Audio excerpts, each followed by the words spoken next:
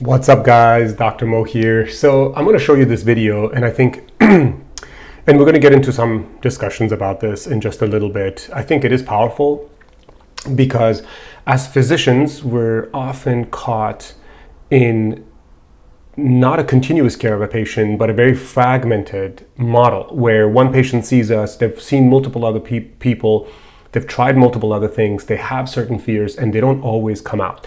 And the whole point of this video that I'm creating for physicians is to help us have a little bit of empathy for the patients and help protect us and our career, but also to maybe get a better understanding of what the medical system is like. And I'm going to offer solutions. I'm definitely going to offer solutions because I know sometimes if I just say something and I don't really come up with a plan for you guys, it can seem just overwhelming and fear-inducing. So this is a great channel down here. It's called The Patient Story. You can check it out on YouTube, and it's very genuine. So I'm gonna let you just listen here for a second.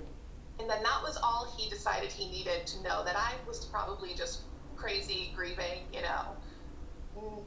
in my head, probably exasperated all of these issues. But, with these symptoms came the anxiety. I was never a hypochondriac. I was never one of those people who thought I was always sick. It wasn't until I had these really, crazy symptoms that I was like, oh, something is wrong, which I think is your body telling you something's wrong. There's no reason for me to doubt that. And I was like, this is a symptom of colon cancer. I know I'm 29, but, I kept bringing it up to them. I mentioned it multiple times. I mentioned it at the urgent care. It's the first thing I thought of when I saw blood. I'm very smart. I like to consider, that I am very in touch with my body. I understand these things, and no doctor. So I'll stop it here, but you can definitely check out this video. I'll link it below. Basically, she goes on to describe how she went to an urgent care and somebody just reassured her and she felt reassured. And then she went for follow-up because the bleeding continued. And at some point, she was just only having blood in the stool. So she made appointments. She did telemedicine because I think it was around the pandemic. And the physician who spoke to her, she mentions that the physician basically blew her off. And I think the term that they're using here is gaslighting, essentially telling her that there's nothing wrong and that there's nothing she can do. And I think some of the limitations that we have as physicians is that I cannot send you for a colonoscopy when you have a little bit of blood in the rectum, right? And of course, her story is different. She's had a lot of blood in the rectum. So I wasn't there. I wasn't there as a physician to know exactly what happened and follow all the details. But I know it's happened to me in the past where a patient insisted on a particular test. I said, no, it's not necessary. I do not see this being any kind of tumor or cancer. And of course I was wrong, right? I either ended up doing the test because the patient urged me to, or another clinician ordered it, and I ended up being wrong. And I remember one particular case, but there are many other ones. I wanted to play this video to give you guys a sense of the kind of situations that we all fall in. And she goes on later to really describe how bad it was for her and how much pushback she got. And I want to arm you with some tools now. Okay, when you're a physician and a patient comes to you and says, hey, well, I want an MRI, and you're in urgent care, you're in primary care, you're in the emergency room, and the patient's insurance won't cover it, and you cannot get an MRI at this time. There's no need to really dismiss the patient, okay? There's no need to tell the patient, we're not doing it. Instead, what I like to do, and I think it's been working really well for me, I can say that based on the guidelines and criteria that you've mentioned here, you probably may not qualify for an MRI or CT scan that your insurance will reimburse. I'm not sure. I can tell you that there are some concerns that I have, and I think it would be a good idea for you to get a CT of the abdomen, CT of the pelvis, maybe maybe get an MRI, or get an ultrasound or get a colonoscopy. So one of the things I like to do is go local, wherever you're located, and type in, cash pay imaging center near me. And so this is one here in, I think, Orange County somewhere. And it is basically, they can do a full body MRI, they can do a CT scan, they can do, I don't think this particular location will do ultrasounds, but they can do a lot of different types of studies. So you know what, you can get a pelvic MRI, you can get a head MRI for $300. And I will tell that to the patient. I say, look, I totally understand you're really worried. And I can tell you here today that I would definitely want to order this test, but unfortunately your insurance will not allow me. You can still go and do it, right? Especially for us physicians who are in the Kaiser system. Now the patient might still be upset that you're not ordering it, but at least you're not stopping the patient from pursuing the fear or concern that they have. Of course, I think it's kind of important to point out that for us as physicians, there are so many events and times when patients come in with blood in the rectum, headaches, dizziness, nausea, and they're convinced that they have cancer. If we ordered studies for all of them, of course, it would become quite problematic. Certain patients will tell you that, well, I want this particular blood test. I want my homocysteine level. I want to know what my, platelet count is. I researched it and I want to know what my peripheral smear is. Well, guess what? Fortunately, LabCorp, Quest, all the other big lab companies will let you order your own test. In fact, you can go over here, go to ondemandlabcorp.com, and you can pull this up for the patient directly, and you can say, hey, you can do a men's health test, you can do a testosterone test, you can do a chickenpox immunity test, you can check your vitamin D levels, you can check for measles immunity, and you can do a urine test, you can do a full STD panel. It's all cash. I can't order it for you, or and if, of course, there's always comebacks. The patient might say like, well, I can't afford to do that, I'm not able to do that. That's fine. I currently have a roof leak in the bathroom. There's a plenty of water gets in and is damaging my ceiling right now. I've had a few roofers come out. They've given me ridiculous quotes. I can't afford that. Literally, as a physician, I cannot afford to fix that. And so every time it's raining, we're in June, but there's still some rain here in Long Beach, California, I get more water damage to that ceiling. No roofer so far has said, oh, you can't afford it. Oh, okay, yeah. No, I'll do it for free.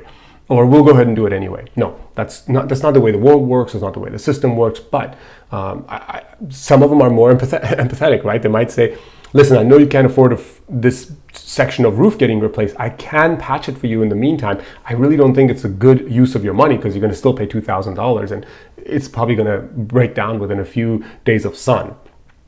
So that's essentially what we're doing here in such situations. Like, look, I can't order a complete metabolic panel for you, a comprehensive metabolic panel, but you can always go and get that done cash, and I can tell you where to go and to get it done. That's really reassuring for a patient, guys. That can also help protect you and also brings you a little bit closer to the patient.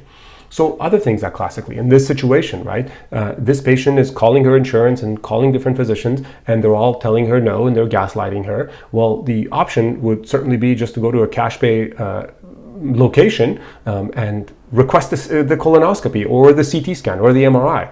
So for example, if I want to get a colonoscopy because I'm worried something's going on internally, I'm going to go to this one is called colonoscopyassist.com.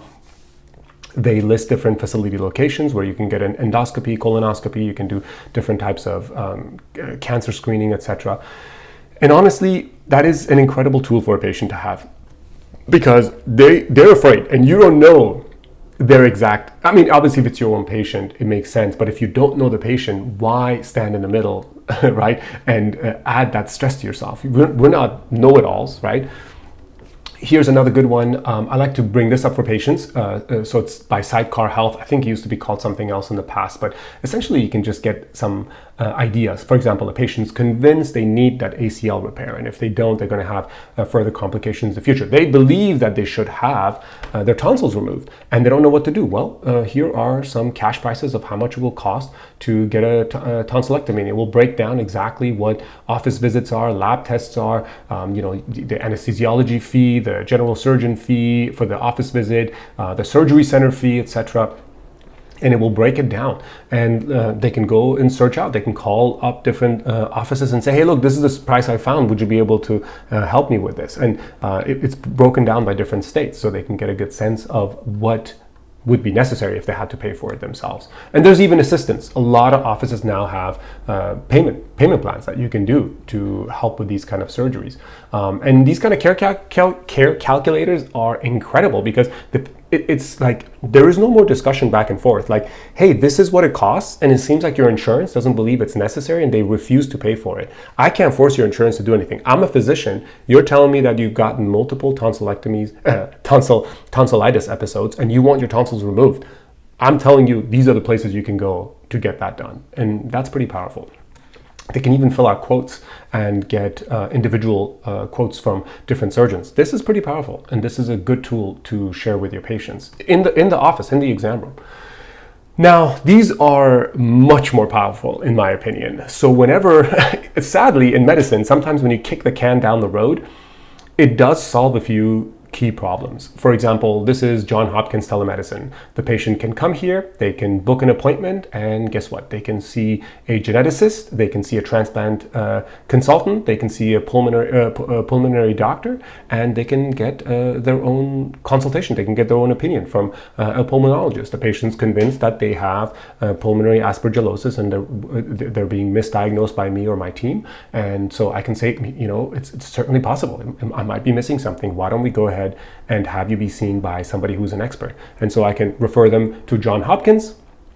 Right, I send them the link, tell them like, please book a session with these guys. It looks like your insurance won't approve a consultation with a specialist, but you can certainly pay for it out of pocket, especially since you have the concerns that you have. Cleveland Clinic does the same thing. You can get a virtual second opinion from pretty much anywhere in the world. They connect with the patient, so whether you're US or international, you have a phone number, you call, you connect, they connect you with a specialist, you pay whatever fee is. I think it was I want to say it's like $1,500. I couldn't find the price on here, but now the patient has a way to connect. Now the patient has access. Now, of course, this can also happen sometimes when a patient believes that you should give them an antibiotic for something and you don't believe they should. You can have them do a consultation with infectious diseases, right? Especially for the more complicated situations. I'm not talking about coughs and colds, and patients who need plastic surgery, who believe that, no, I should have this plastic surgery procedure, and you guys are refusing to do it, and say, no, it's not me, it's not us. Your insurance simply won't pay for it. I'm happy to refer you to anybody that you like. Here, I think for all-inclusive cost, $2,500. Yeah, that's about right. That's about what it costs. And now some of you guys might think this is a ridiculous amount of money to pay, but to the patient who's absolutely in fear of something bad happening, this is wonderful. I hope this is helpful, guys. If you have any questions, check out my website, digitalnomadphysician.com, and take care.